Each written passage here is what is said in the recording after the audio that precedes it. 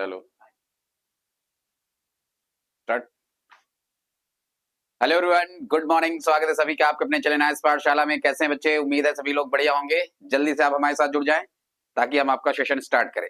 चलिए, जैसा कि आप सबको पता है कि आपका एग्जाम नियर बाई है और फिजिक्स का आपका एग्जाम है 6 नवंबर को।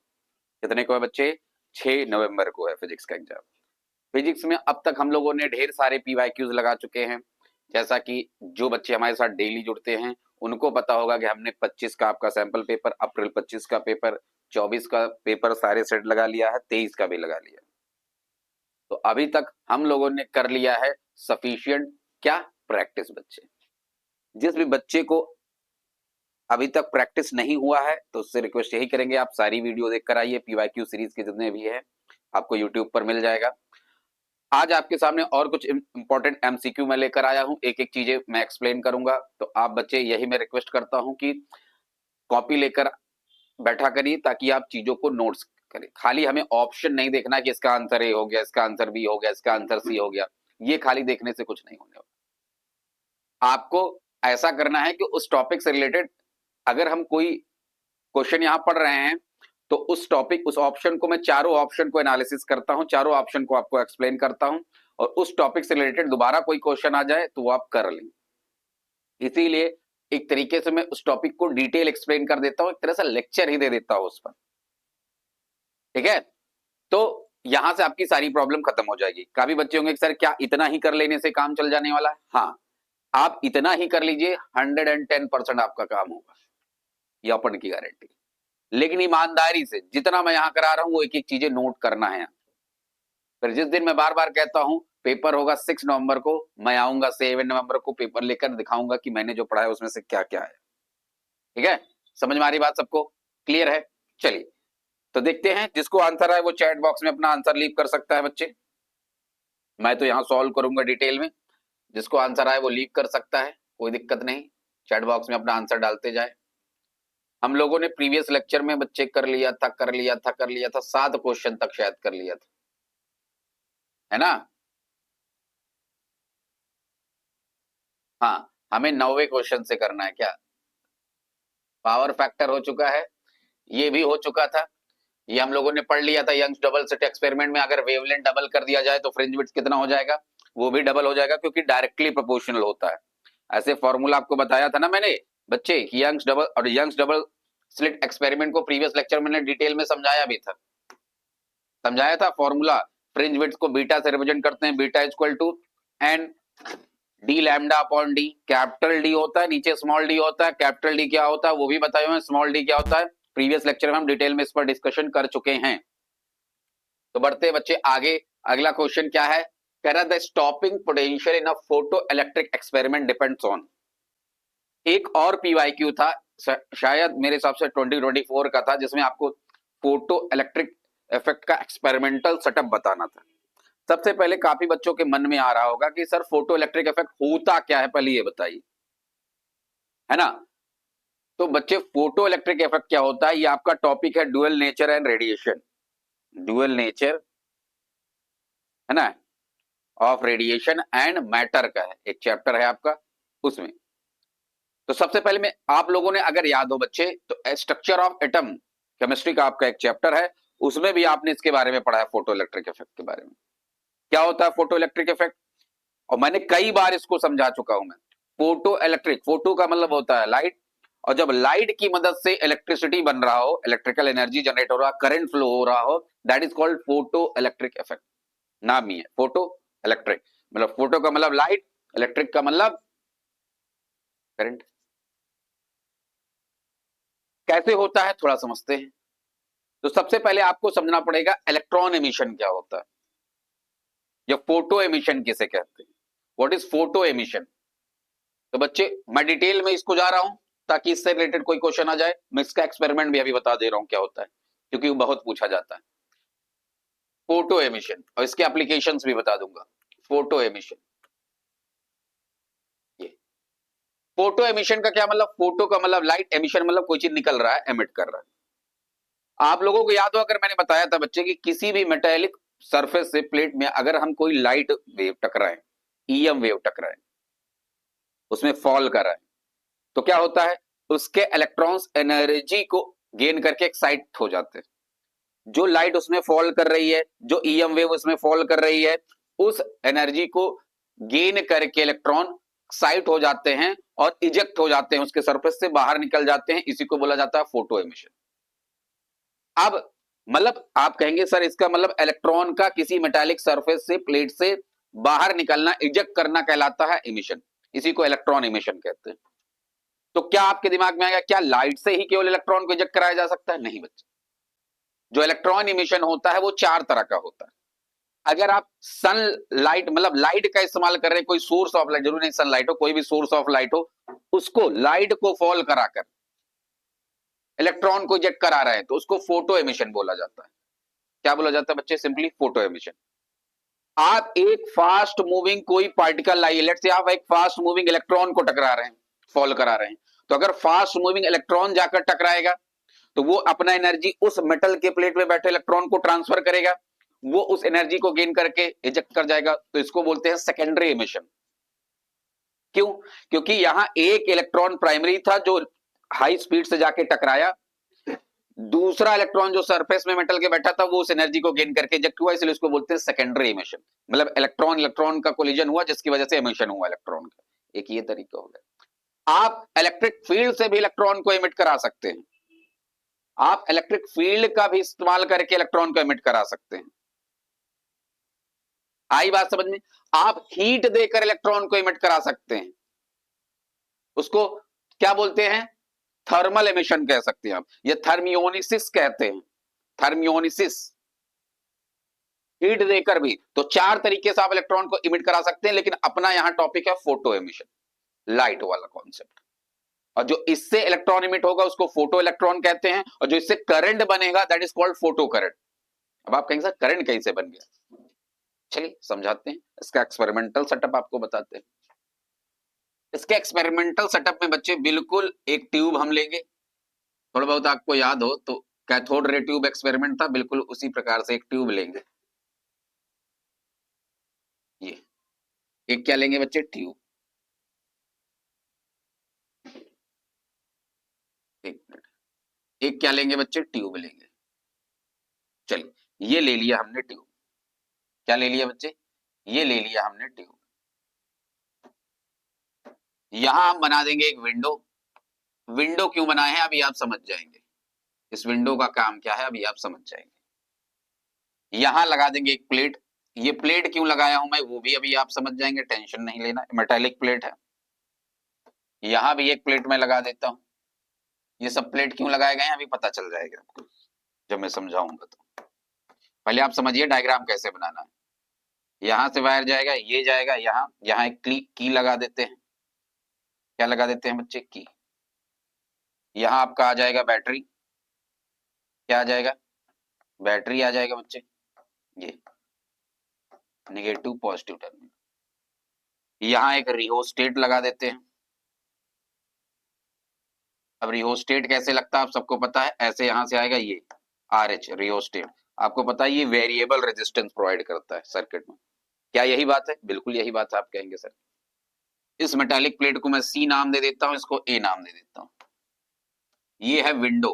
क्या कहते हैं इसको? विंडो। अभी के लिए मैं यहाँ सोर्स ऑफ लाइट सन मान लेता हूँ। क्या मान लेता हूँ अभी के लिए? सोर्स ऑफ लाइट सन मान लेता हूँ। क्या मान लेता हूँ बच्चे? सन। बढ़िया सा है सर। ये है सोर्स। क्या है बच्चे? सोर्स है। एक मिनट भाई साहब, सोर्स है। यहां से लाइट रे आकर ऐसे ऐसे ऐसे ऐसे फॉल करेगी इस प्लेट पर। ये है आपका विंडो, और इसमें लगा होता है बच्चे ग्लास फिल्टर लगा होता है। क्या लगा होता है? Glass filter. क्यों लगा होता है ग्लास फिल्टर? ये चारों तरफ से सील्ड होता है ग्लास पैनल से, उसमें एक फिल्टर लगा होता है। फिल्टर का काम क्या होता है? फिल्टर का बच्चे सिंपली काम ये होता है कि जो लाइट आ रहा है, अब आपको पता है कि लाइट, हम लोग डिटेल में पढ़ चुके हैं कि लाइट डिफरेंट कलर का कॉन्स्टिट्यूएंट होता है, कंपोजिशन होता है, तो उसमें डिफरेंट वेवलेंथ पाए जाएंगे। लेकिन हमें ये चाहिए कि यहाँ इस प्लेट पर एक सर्टेन वेवलेंथ की ही केवल लाइट फॉल करे, तो इस फिल्टर का काम है कि फिल्टर करके एक ही वेवलेंथ की लाइट को भेजे। ये फंक्शन है इस ग्लास फिल्टर का, कि फिल्टर करके केवल एक सर्टेन वेवलेंथ की ही लाइट को भेजे। तो होगा क्या? ये पूरा एक्सपेरिमेंटल सेटअप आपको दिखाया गया है। अगर आपसे पूछ ले कंस्ट्रक्शन बताइए तो आप बता देंगे क्या क्या लगा है। 2 मेटालिक प्लेट लगे हुए हैं, लक्की लगा है, बैटरी लगा है, रियोस्टेट लगा है, एक ग्लास ट्यूब है, भाई साहब विंडो है। विंडो क्या है? ओपन रीजन जहां से लाइट एंटर कर रहा है ताकि इस प्लेट पे आकर फॉल करे। आई बात समझ में? क्लियर है क्या? इसको डब्ल्यू से मैं नाम दे रहा हूं विंडो, इसको एस नाम दे रहा हूं, सोर्स है ये, ठीक है। चलिए अब क्या होगा, जैसे ही लाइट आकर इस पर फॉल करेगा इस प्लेट पे, और अभी हमने पढ़ा है कि जब लाइट रे आकर फॉल करेगा किसी प्लेट पे तो उससे इलेक्ट्रॉन इमिट होंगे, that is called photo emission. Light का इस्तेमाल हो रहा है इलेक्ट्रॉन को इमिट कराने में, तो फोटो एमिशन। तो भाई साहब इससे इलेक्ट्रॉन इमिट करेंगे और ये इलेक्ट्रॉन किधर भागेंगे बच्चे? भाई साहब ये पॉजिटिव टर्मिनल है ये, तो इलेक्ट्रॉन नेगेटिव नेचर के होते हैं तो किधर अट्रैक्टेड होंगे, किधर भागेंगे? पॉजिटिव की तरफ। ये सारे इलेक्ट्रॉन भागेंगे बच्चे इधर, किधर भागेंगे? इस पॉजिटिव टर्मिनल की प्लेट की तरफ। इसीलिए इसको बोला जाता है एमिटर। ये है भाई साहब एमिटर, मतलब ये एमिट कर रहा है, और इसको बोलते हैं कलेक्टर या रिसीवर बोला जाता है। कलेक्ट कर रहा है, कलेक्टर या रिसीवर भी कह सकते हैं, इलेक्ट्रॉन को रिसीव कर रहा है। और आपने तो पढ़ रखा है इलेक्ट्रिसिटी में बच्चे की, जब इलेक्ट्रॉन फ्लो करने लगे किसी सर्किट में, that is electric current, flow of electron या फ्लो ऑफ चार्ज। अरे वही तो है, तो इलेक्ट्रॉन फ्लो तो कर रहा है निगेटिव से पॉजिटिव। Circuit complete. यहां हम लगा देते हैं एक माइक्रो एमीटर, एक मिनट, यहां लगा देते हैं बच्चे एक माइक्रो एमीटर लगा देते हैं। लीजिए, ये माइक्रो एमीटर डिफ्लेक्शन शो करेगा, रीडिंग बताएगा, तभी तो पता चलेगा कि हाँ करंट फ्लो हो रहा है। हो गया सर्किट कंप्लीट। पता चल गया कि हमने फोटो एमिशन का इस्तेमाल करके करंट जनरेट किया, that is called photo current. Photo emission का इस्तेमाल करके, यूज करके जो करंट डेवलप होगा, इंड्यूस होगा, प्रोड्यूस होगा, that is called photo current. और ये करंट बहुत ज्यादा वैल्यू का नहीं। आप कहते हैं सर इसका हम इस्तेमाल क्यों नहीं? भाई बहुत ज्यादा वैल्यू का नहीं इस्तेमाल होता, प्रोड्यूस होता है, माइक्रो में प्रोड्यूस होता है। फिर इसका सिंपली इस्तेमाल कहां होता है? तो बच्चे इसका सिंपली इस्तेमाल करते हैं, नोट गिनने वाली मशीन देखे हैं आप लोग? उम्मीद है सब लोग नोट गिनने वाली मशीन देखे होंगे। तो उसमें आप लोग देखे होंगे नोट को ऐसे बंडल को लगाया जाता है मशीन में ऐसे, और उसमें ऐसे नोट फिर ऐसे ऐसे जाता है। तो उसमें यही काम होता है बच्चे। ये जो नोट होता है ना, लेट से एक मान लेते हैं एक नोट है, उनके बीच में देखिए मशीन दो इधर साइड से बना होता है, उसके बीच में बंडल को लगाते हैं और फिर नोट ऐसे ऐसे गिनता है वो। तो होता क्या है, नोट जितनी बार नोट बीच में आ जाएगा तो इधर से मतलब वो ब्लॉक करेगा लाइट को, और लाइट को ब्लॉक करेगा तो यहाँ सर्किट क्या हो जाएगा? ओपन हो जाएगा, इनकम्प्लीट। अगर मैं लाइट यहाँ क्या कर दूं? ब्लॉक, तो अब इलेक्ट्रॉन इमिशन बंद हो जाएगा, तो करंट भी क्या हो जाएगा? बंद। तो वही काम वो नोट काउंटिंग मशीन करती है कि जैसे बीच में आएगा नोट तो क्या होगा, लाइट को ब्लॉक करेगा, उतनी ही बार वो रीड करेगा, कितनी बार ब्लॉक किया लाइट को उतनी बार सर्किट इनकम्प्लीट होगा। उसी रीडिंग को करके कैलकुलेट करके वो बताता है। वो नोट को नहीं कैलकुलेट कर रहा, वो कैलकुलेट कर रहा है नोट की वजह से कितनी बार लाइट ब्लॉक हुआ, जिसकी वजह से सर्किट इनकम्प्लीट हुआ, उसी रीडिंग को बताता है इतने नोट है। बर्गलर अलार्म याद है? पीवाईक्यू हम कर रहे थे 24 वाला, तो उसमें आया था क्वेश्चन। अरे मान लो कमरे में सेंसर कोई नहीं है, कोई एंटर कर जाता है तो सेंसर मतलब लाइट बजने लगती है, सायरन बजने लगता है, दैट इज, उसमें भी यही इस्तेमाल होता है। ऑटोमेटिक डोर्स जो होते हैं, आपके पहुंचते ही डोर खुल जा रहा है, तो वही होता है। आप पहुंचे तो आप डोर के पास ही पहुंचते तभी खुलता है, क्योंकि आप क्या करते हो, उसमें सेंसर लगा होता है, वो सेंसर इसी प्रिंसिपल पे काम करता है। क्योंकि आप पहुंच रहे हैं तो आप लाइट के पाथ को ब्लॉक कर रहे हैं, और जैसे ही लाइट के पाथ को ब्लॉक करेंगे सर्किट इनकम्प्लीट, डोर खुल जाएगा। आप चले जाएंगे, सर्किट कंप्लीट, फिर लाइट जाने लगा, फोटो एमिशन स्टार्ट है, सर्किट कंप्लीट, डोर बंद हो जाएगा। तो ये सब इस प्रिंसिपल पे, जैसे ऑटोमेटिक जो स्ट्रीट लाइट्स होते हैं वो भी इसी तरह काम करते हैं। आई बात समझ में? क्लियर है? That is called photo electric effect.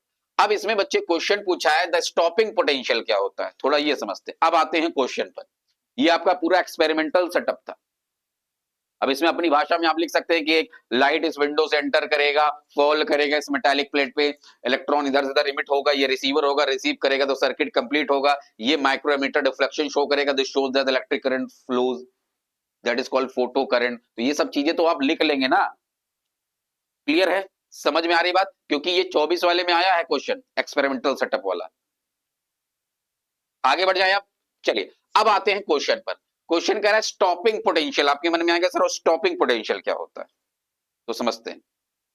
भाई साहब स्टॉपिंग पोटेंशियल नाम से ही पता चल रहा है जो इलेक्ट्रॉन के फ्लो को स्टॉप करे। अगर मुझे बच्चे एक बात बताइए, इस प्लेट को मैं इधर लगा दूं, इस प्लेट को इधर पलट दूं, मतलब रिसीवर वाली प्लेट को मैं इस साइड पॉजिटिव साइड कर दूं और एमिटर को नेगेटिव साइड कर दूं, या मैं रीअरेंज कर दूं, तो मुझे एक बात बताइए, इस साइड में नेगेटिव पोटेंशियल लगाने लगूं, किस साइड, मेटल प्लेट सी की तरफ नेगेटिव पोटेंशियल लगाने लगूं, तो क्या होगा? आप कहेंगे सर अगर नेगेटिव इधर है और ये इलेक्ट्रॉन एमिट होगा और नेगेटिव साइड जाएगा, इलेक्ट्रॉन एमिट हो गए, मान लो ये एमिट कर रहा है, इस साइड इलेक्ट्रॉन जा रहा है, तो जब नेगेटिव से इलेक्ट्रॉन, इलेक्ट्रॉन खुद नेगेटिव के नेचर का है, वो नेगेटिव की तरफ जाएगा तो नेगेटिव रिपेल नहीं करेगा, क्योंकि नेगेटिव नेगेटिव रिपेल करते हैं, जिसकी वजह से इलेक्ट्रॉन फ्लो रुकेगा, और इलेक्ट्रॉन फ्लो रुका तो करंट भी रुक जाएगा। That is called stopping potential. मतलब it is the negative potential applied या required at the anode end. क्या बोलेंगे? जिसको लिखना हो लिख लीजिए स्टॉपिंग पोटेंशियल क्या होता है। It is the negative potential applied या रिक्वायर्ड कह सकते हैं at anode to stop flow of electron, ताकि इलेक्ट्रॉन के फ्लो को स्टॉप किया जा सके। मतलब एनोड साइड कितना मिनिमम पोटेंशियल लगाया जाए ताकि इलेक्ट्रॉन के फ्लो को स्टॉप किया जा सके, इसी को बोलते हैं बच्चे स्टॉपिंग पोटेंशियल। इससे क्या होगा? इलेक्ट्रॉन रुक जाएगा। और ऐसा क्यों होगा? क्योंकि इलेक्ट्रॉन को अगर हम इस साइड नेगेटिव, मतलब इलेक्ट्रॉन है इधर अभी पॉजिटिव है, मैं इधर नेगेटिव कर दूं तो इलेक्ट्रॉन भी नेगेटिव और इस साइड भी नेगेटिव, तो ये दोनों एक दूसरे को रिपेल नहीं करेंगे, तो इलेक्ट्रॉन तो फ्लो ही होना बंद हो जाएगा, सर्किट नहीं कंप्लीट होगा, तो करंट कम हो जाएगा। That is called stopping potential. इसको हम ग्राफ से भी समझ सकते हैं। स्टॉपिंग पोटेंशियल को माइनस वी नॉट से रिप्रेजेंट करते हैं। कहां गया सर? ये लाइनिंग बन रही है वीडियो में, देखिए, ये देखिए मेरे चेहरे में बन रहा है ना।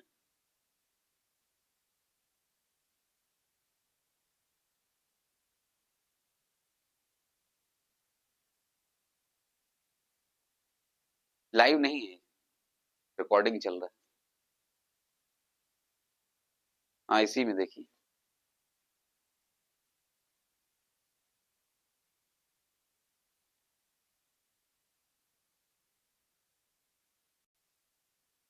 चलिए देखते बच्चे, ग्राफ के माध्यम से इसको समझाना चाहें तो ये, इसको मैं यहां बना देता हूं, इसको हटा देता हूं सेटअप।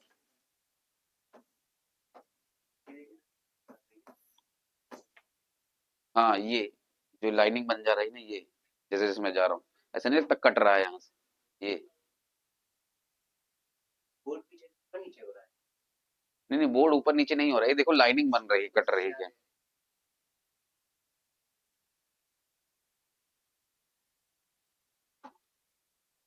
देखते, मैं इस साइड मान लेता हूं क्या है, फोटो करंट है। इस साइड क्या मान लेता हूं बच्चे? Photo current. फोटो करंट मतलब इसके द्वारा जो करंट प्रोड्यूस हो रहा है, इसको मैं मान लेता हूं पोटेंशियल है इस साइड। तो होता क्या है, थोड़ा इसका ग्राफ भी समझ लेते हैं। जैसे जैसे मैं पॉजिटिव, ये पॉजिटिव पोटेंशियल है, ये नेगेटिव पोटेंशियल है, जैसे जैसे मैं पॉजिटिव पोटेंशियल बढ़ाऊंगा तो जो फोटो करंट होता है बच्चे वो भी बढ़ेगा। क्या होगा? फोटो करंट बढ़ेगा, सीधी बात, बढ़ेगा। ऐसे एक लेवल पे जाकर ये सैचुरेट हो जाता है। मतलब फोटो करंट की एक लिमिट है, फोटो करंट की एक लिमिट है, मतलब उससे ज्यादा नहीं बढ़ सकता। मतलब पहले पॉजिटिव पोटेंशियल बढ़ाऊंगा तो फोटो करंट बढ़ेगा बढ़ेगा, लेकिन एक लेवल पे जाके सैचुरेशन, इसको सैचुरेशन पॉइंट बोलते हैं, फिर उससे ज्यादा नहीं बढ़ेगा, एक लिमिट होती है, उससे ज्यादा करंट नहीं बढ़ेगा। अगर मैं नेगेटिव पोटेंशियल बढ़ाऊं तो ये क्या होगा? सीधे सीधे घटेगा बच्चे, जीरो हो जाएगा।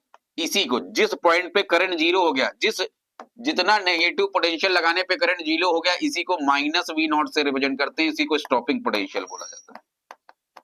और बच्चे याद रखिएगा, स्टॉपिंग पोटेंशियल इंटेंसिटी पर नहीं डिपेंड करता, केवल और केवल फ्रीक्वेंसी पर डिपेंड करता है। अलग अलग फ्रीक्वेंसी ऑफ लाइट के लिए स्टॉपिंग पोटेंशियल अलग अलग होगा। तो केवल फ्रीक्वेंसी पर डिपेंड करता है लाइट के। किस पर डिपेंड करता है बच्चे? फ्रीक्वेंसी पर। नोट कर लीजिए, फ्रीक्वेंसी पर डिपेंड करता है। अलग अलग फ्रीक्वेंसी ऑफ लाइट के लिए स्टॉपिंग पोटेंशियल अलग अलग होगा। इंटेंसिटी से इंडिपेंडेंट, इंटेंसिटी से कोई लेना देना नहीं होता। आई बात समझ में? अब क्लियर है क्या? क्लियर है क्या? आगे बढ़ जाएं, आगे बढ़ जाएं। इसके और भी ग्राफ होते हैं, हम उतना डिटेल में नहीं जा रहा हूं, जब आएगा क्वेश्चन तो उसको भी मैं बता दूंगा, नहीं तो फिर पूरा लेक्चर है आधे घंटे का ही। उम्मीद है इतना सबको समझ में आ गया होगा। आगे बढ़ चलते। अगला क्वेश्चन कह रहा the energy of an electron in the second Bohr orbit of hydrogen atom is. बहुत बढ़िया क्वेश्चन। आपको बताना है बच्चे एनर्जी किसमें, एक इलेक्ट्रॉन है जो कि सेकंड बोर ऑर्बिट में, बोर साहब ने एक मॉडल दिया था, नील बोर साहब ने, जनरली हाइड्रोजन एटम के मॉडल से उन्होंने समझाने की कोशिश की थी सारी चीजें, आपने केमिस्ट्री में भी ये पढ़ रखा है। तो कह रहा है एक इलेक्ट्रॉन है, बोर साहब का एक एटॉमिक मॉडल है, वो भी हाइड्रोजन एटम का मॉडल है क्योंकि उन्होंने हाइड्रोजन एटम को ही लेकर सारा कहानी समझाया था। उसके सेकंड शेल में, सेकंड ऑर्बिट में है, तो आपको उसका एनर्जी बताना है। क्या बताना है बच्चे, एनर्जी बताना है। और आप सबको पता होना चाहिए, क्या पता होना चाहिए, क्या पता होना चाहिए कि एनर्जी का फॉर्मूला क्या होता है।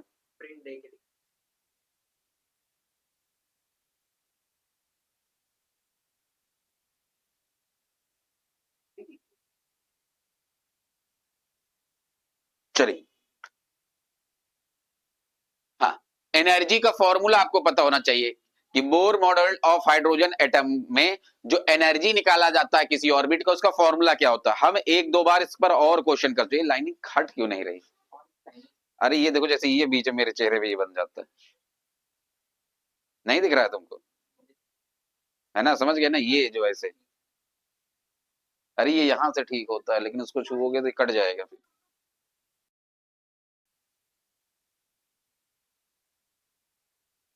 हाँ अब सही हो गया। इसका फॉर्मूला होता है बच्चे, अगर हमें किसी भी ऑर्बिट में एनर्जी निकालना है तो -13.6 अपॉन में n स्क्वायर ईवी होता है, इलेक्ट्रॉन वोल्ट इसकी यूनिट होती है। नोट कर लीजिए, इसको कई बार मैं फॉर्मूला बता चुका हूं। अगर बोर साहब के हाइड्रोजन मॉडल के एटम के मॉडल के हिसाब से कोई किसी ऑर्बिट में इलेक्ट्रॉन पड़ा हुआ है, उसकी अगर हमें एनर्जी पता करनी कि कितनी होगी, क्योंकि आपको पता है बोर साहब ने यही समझाया, नील बोर साहब ने, जो रदरफोर्ड का मॉडल ड्रॉबैक था उसमें, कि भाई साहब जो उन्होंने कहा नील बोर साहब ने कि इलेक्ट्रॉन है कि स्पेशल ऑर्बिट में रिवॉल्व करेगा, जिसको हम स्टेशनरी ऑर्बिट कहते हैं। स्टेशनरी ऑर्बिट का ये मतलब नहीं कि रुका हुआ है, मतलब जब इलेक्ट्रॉन स्पेशल ऑर्बिट में, डिस्क्रीट ऑर्बिट में रिवॉल्व करेगा, जिसको हम स्टेशनरी ऑर्बिट बोलेंगे। स्टेशनरी क्या मतलब है, एनर्जी उसका स्टेशनरी रहेगी, एनर्जी चेंज नहीं होगी। इलेक्ट्रॉन एनर्जी तभी लूज, गेन या लूज करेगा जब वो एक शेल से दूसरे शेल में जा रहा हो, जंप कर रहा हो। हायर से लोअर में जा रहा होगा, ऊपर वाले शेल से नीचे में आ रहा होगा तो लूज करेगा एनर्जी, नीचे से ऊपर वाले में जा रहा होगा तो गेन करेगा एनर्जी। तो जब इलेक्ट्रॉन जंप कर रहा है एक शेल से दूसरे में तो उसका अलग फॉर्मूला होता है एनर्जी निकालने का, उसका अलग होता है। चैट बॉक्स में आप लोग जरा बताइए उसका क्या फॉर्मूला होगा। लेकिन अगर कोई एक इलेक्ट्रॉन किसी शेल में पड़ा हुआ है ऑर्बिट में, उस समय उसके अंदर कितनी एनर्जी होगी, उसके लिए ये फॉर्मूला है। मान लो हमें यहाँ पता करना है, मान क्या लो, यहाँ बोला सेकंड ऑर्बिट में ना, तो 2 है यहाँ एन की वैल्यू, और यहाँ भी 2 की, एन की वैल्यू 2 होगा तो 2 का स्क्वायर ईवी, तो कितना आ जाएगा, इसको सॉल्व कर लीजिए। 4 से डायरेक्ट मैं काट रहा हूँ, 4 3 जा 12 और 4 4 जा 16, तो -3.4 ईवी, ये हो जाएगा आपका बी। इलेक्ट्रॉन वोल्ट यूनिट है यहाँ एनर्जी की। अगर आप जूल में इसको कन्वर्ट करना चाहते हैं, मान लीजिए ऑप्शन जूल में आ जाए, तो आपको पता है इलेक्ट्रॉन वोल्ट को जूल में कन्वर्ट करने के लिए 1.6 इंटू 10⁻19 से मल्टीप्लाई कर दीजिए, जूल में आ जाएगा, अगर जूल में आंसर लाना है आपको। आई बात समझ में, क्लियर है सबको। अरे आगे बढ़ जाए क्या, क्लियर है। चलिए अगला देखते हैं, अगला देखते हैं भाई साहब क्वेश्चन। अगला क्वेश्चन क्या कह रहा है, a radioactive isotope has half life of 10 days, fraction remaining after 30 days। कह रहा है रेडियो एक्टिव हाफ लाइफ पे तो बार बार क्वेश्चन आ रहा है, हर साल आ रहा है, इसीलिए मैंने इसको, जब इंपॉर्टेंट टॉपिक वाला मैं लेक्चर पढ़ा रहा था तो उसमें कहा भी था कि ये इंपॉर्टेंट पॉइंट है, इसको मार्क कर लीजिए। ये एमसीक्यू में भी देखने को मिल रहा है और कहीं कहीं डिस्क्रिप्टिव क्वेश्चन में भी आ जा रहा है, लॉन्ग क्वेश्चन में भी आ जा रहा है, शॉर्ट टाइप क्वेश्चन, ठीक है। कह रहा है एक रेडियो एक्टिव आइसोटोप है जिसका half life 10 days. Half life बार बार मैं बता चुका हूं, हाफ लाइफ का मतलब होता है कोई रेडियो एक्टिव जो सब्सटेंस है, सैंपल है, वो अपने ओरिजिनल वैल्यू का, अपने ओरिजिनल मास का हाफ कितना हो जाएगा कितने दिन में, that is called half life, that is called its half life. तो हमें कह रहा है एक रेडियो एक्टिव आइसोटोप है, उसका हाफ लाइफ कितना है, 10 दिन का। आपको बताना है फ्रैक्शन रिमेनिंग आफ्टर 30 दिन, 30 दिन के बाद कितना वो बचेगा। तो पहले हमको बच्चे निकालना पड़ेगा एन की वैल्यू, स्मॉल एन की value, number of half life जिसको कहते हैं, और यहां से निकलेगा total number of days, total number of days upon में हाफ लाइफ। ये एन क्या होता है, small N number of half life होता है, number of half life, half life. Total number of days 30 है, हाफ लाइफ कितने बीत चुके हैं 10, तो यहां से निकल आएगा number of half life 3।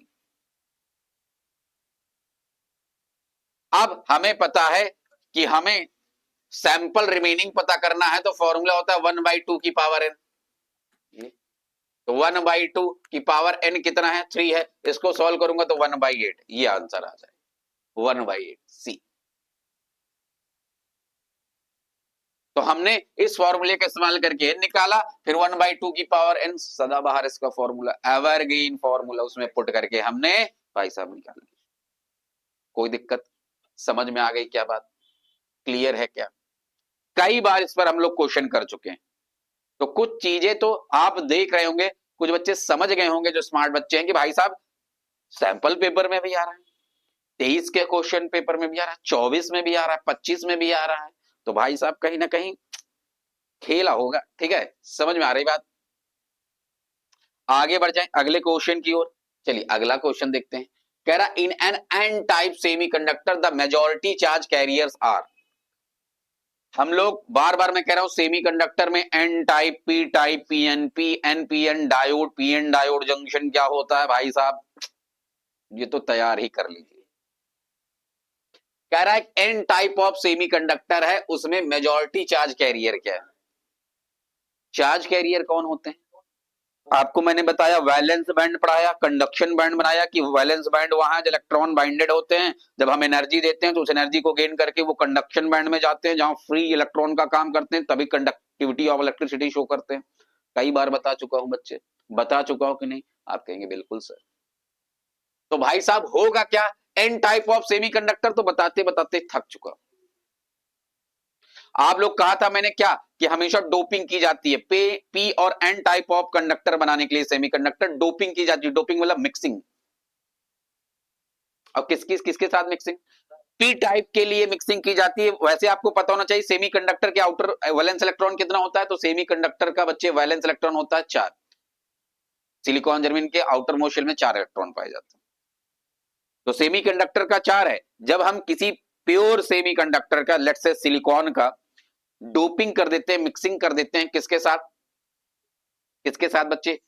3 valence electron वाले एलिमेंट के साथ, तो वो बनता है पी टाइप सेमीकंडक्टर। लेकिन वही हम प्योर सेमीकंडक्टर की डोपिंग कर दे बच्चे पेंटावैलेंट वाले के साथ, मतलब जिसके आउटर मोस्ट शेल में 5 इलेक्ट्रॉन हो, 5 वैलेंस इलेक्ट्रॉन वाले, दैट इज कॉल्ड पेंटावैलेंस इलेक्ट्रॉन। तो उस डोपिंग, उस मिक्सिंग को कहते हैं, उससे जो बनता है semiconductor, that is an type.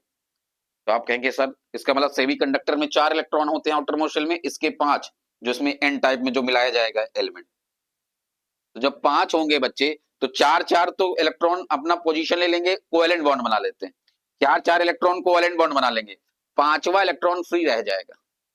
किसका? जो आप मिलाया एलिमेंट ना, उसका 5वां इलेक्ट्रॉन फ्री रह जाएगा, क्योंकि 4 इसका 4 सेमीकंडक्टर का और इसका 4 जो आपने डोपिंग की 5 वैलेंस इलेक्ट्रॉन वाले, ये तो भाई साहब क्या कर लिए, वैलेंस बॉन्ड बना लिए।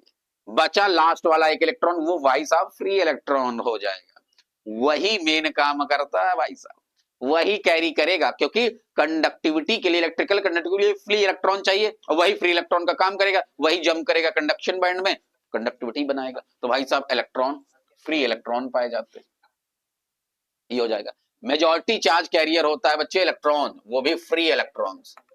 जब इलेक्ट्रॉन्स फ्री होते हैं तो आपको ऐसे पढ़ाया गया ना भाई साहब, ये कहलाता है वैलेंस बैंड, इसको बोलते हैं कंडक्शन बैंड, ये सब एनर्जी बैंड कहलाते हैं। ये बीच में एनर्जी गैप होता है कंडक्टर में, मतलब मेटल्स में बहुत कम होता है, कंडक्टर्स में ये एनर्जी गैप, और उससे ज्यादा होता है सेमीकंडक्टर में, सबसे ज्यादा होता है इंसुलेटर में, इसीलिए insulator bad conductor of electricity होते हैं।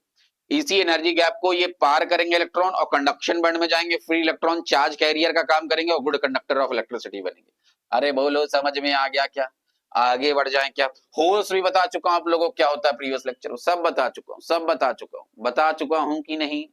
बिल्कुल आप कहेंगे बता चुके हैं। होल्स क्या होता है? जो इलेक्ट्रॉन इधर से कंडक्शन बैंड से बेचारा जंप करके एनर्जी गेन करके, सॉरी वैलेंस बैंड से जंप करके कंडक्शन बैंड की तरफ जो इलेक्ट्रॉन जाएगा तो उसका जगह खाली नहीं हो जाएगा, उसी खाली हुए जगह को होल बोलते हैं। जनरली ये होल्स पॉजिटिवली चार्ज माना जाता है क्योंकि इलेक्ट्रॉन चला गया, भाई हम मानते हैं किसी वैलेंस बॉन्ड में पॉजिटिव नेगेटिव एक साथ बैठे हैं, नेगेटिव चला गया तो वहां क्या बचेगा? Positive charge.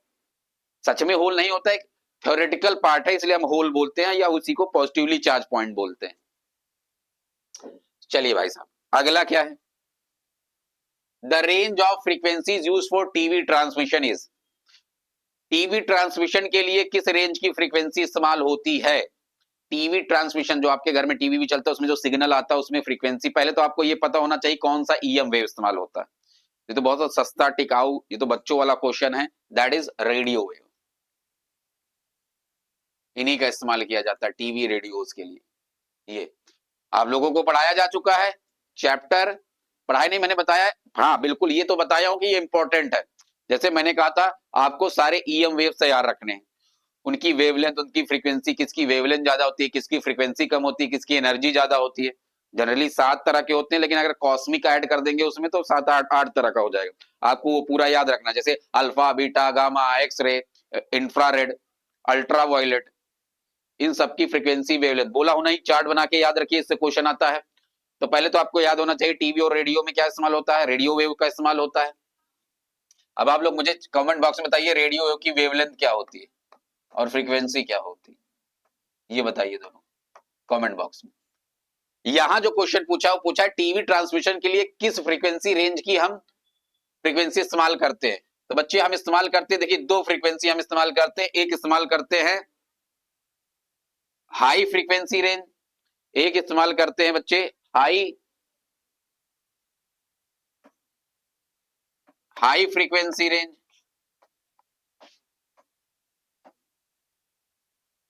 और एक अल्ट्रा हाई का इस्तेमाल करते हैं जिसको UHF बोला जाता है। ये हो जाएगा HFR हाई फ्रीक्वेंसी रेंज, ये अल्ट्रा हाई फ्रीक्वेंसी रेंज हो जाएगा। और जो हाई फ्रीक्वेंसी रेंज होती है बच्चे वो होती है 30 मेगाहर्ट्ज से 300 मेगाहर्ट्ज तक।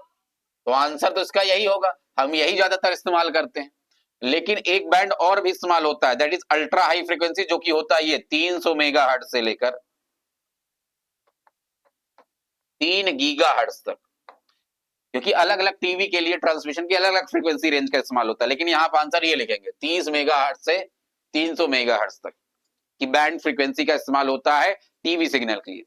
भाई जो सिग्नल ट्रांसमिट करता है, जैसे आप बैठे बैठे मैच देख रहे हैं तो वहां क्या होता है, वहां देखते होंगे हर चैनल को वो लगा होता है ट्रांसमिशन टावर, वो ट्रांसमिट करता है सिग्नल किसको, सैटेलाइट से, वहां से ट्रांसफर होता है आपके घरों में जो छतरी लगा रखे हैं दैट इज कॉल्ड रिसीवर। फिर आपके टीवी में आता है उसमें ट्यूनर लगा होता है, तो आप भाई चैनल चेंज करते हैं ना तो उस फ्रीक्वेंसी को पकड़ता है, अलग अलग फ्रीक्वेंसी में अलग अलग चैनल आते हैं, इस कॉन्सेप्ट में काम करता है। क्लियर है सबको? अगला क्वेश्चन कह रहा है ना series LCR circuit the current is maximum when. Series LCR circuit क्या होता है आप सबको पता है बच्चे, क्या पता है कि सीरीज एलसीआर सर्किट में क्या होता है, इंडक्टेंस लगा होता है सीरीज में, ये इंडक्टेंस का सिंबल है। फिर सी का मतलब कैपेसिटेंस और आर का मतलब रेजिस्टेंस, ये तीनों जब सीरीज में लगे होते हैं उसी को सीरीज एलसीआर सर्किट बोलते हैं। This is inductance, this is capacitance and this is resistance. कह रहा है सीरीज एलसीआर सर्किट में करंट मैक्सिमम कब होगा। अब कॉमन सेंस की बात है बच्चे, करंट तभी किसी सर्किट में मैक्सिमम होगा जब रेजिस्टेंस उसका मिनिमम हो, और एलसीआर के लिए टोटल रेजिस्टेंस जो होता है एलसीआर, इंडक्टेंस कैपेसिटेंस और रेजिस्टेंस तीनों सीरीज में लग जाएं तो इनका जो सर्किट का कंबाइंड रेजिस्टेंस होगा उसको इंपीडेंस बोला जाता है। Impedance is the combined resistance of the series LCR circuit, इसको हम जेड से डिनोट करते हैं, इंपीडेंस बोला जाता है। ये भी एक तरह का रेजिस्टेंस है, ये सीरीज एलसीआर सर्किट जब होगा तो उसका जो रेजिस्टेंस होगा दैट इज कॉल्ड इंपीडेंस। और इसका बच्चे फॉर्मूला होता है Z इक्वल टू होता है under root R square bracket में एक्सएल माइनस एक्ससी का स्क्वायर होल स्क्वायर, ये होता है। ठीक है। अब मुझे एक बात बताइए बच्चे, यहां प्लस होता है, अब मुझे एक बात बताइए कब ये ज्यादा होगा? ये दोनों इक्वल हो जाए तभी नहीं होगा। If XL equal to XC, क्यों? अगर एक्सएल एक्सी के बराबर हो जाए तो दोनों इक्वल हो गए तो ये जीरो हो जाएगा, और ये जीरो हो जाएगा तो जेड इक्वल टू क्या हो जाएगा? अंडर रूट आर स्क्वायर, तो आर के बराबर हो जाता है। याद रखिए, इसी को बोला जाता है when XL equal to XC. अब आपके मन में आएगा सर एक्सएल क्या होता है? इसका डेरिवेशन करा चुका हूं, सब पढ़ाया हूं डिटेल लेक्चर। एक्सएल को बोलते हैं इंडक्टिव रिएक्टेंस। क्या बोलते हैं? Inductive reactance. मतलब ये इंडक्टर का, इंडक्टेंस का ये रेजिस्टेंस है, इंडक्टिव रिएक्टेंस। और एक्सी को बोलते हैं बच्चे कैपेसिटिव रिएक्शन। एक्सी को क्या बोलते हैं? Capacitive reactance. तो भाई साहब हम क्या देख रहे हैं, जब एक्सएल एक्सी के बराबर हो जाएगा तो जो इंपीडेंस है वो रेजिस्टेंस के बराबर आ जा रहा है। जो इंपीडेंस होगा वो एब्सोल्यूट रेजिस्टेंस की तरह काम करेगा, बाकी सब गायब हो जाएंगे। तो कहीं ना कहीं ये रेजिस्टेंस मिनिमम का केस है, तो करंट क्या हो जाएगा? मैक्सिमम हो जाएगा।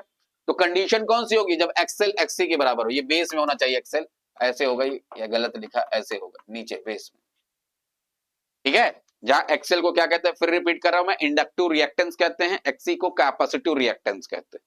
समझ में आ गई बात? इस फॉर्मूले को याद रखिएगा। जेड क्या है? यहां इंपीडेंस है, बता चुका हूं, क्लियर है? अरे बोलिए भाई साहब, समझ में आ गया क्या? समझ में आ गया क्या? क्लियर है? आगे बढ़े, आगे बढ़ जाएं।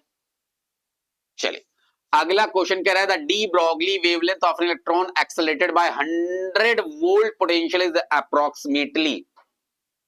आपको बताना है डी ब्रॉगली वेवलेंथ एक इलेक्ट्रॉन का जो कि कितने से एक्सेलरेट हो रहा है? 100 वी, इतने पोटेंशियल से एक्सेलरेट हो रहा है। तो आपको उसका डी ब्रॉगली वेवलेंथ बताना है। सबसे पहले आप लोगों के बच्चे मन में आ रहा होगा डी ब्रॉगली वेवलेंथ होता क्या है? पानी मंगाओ।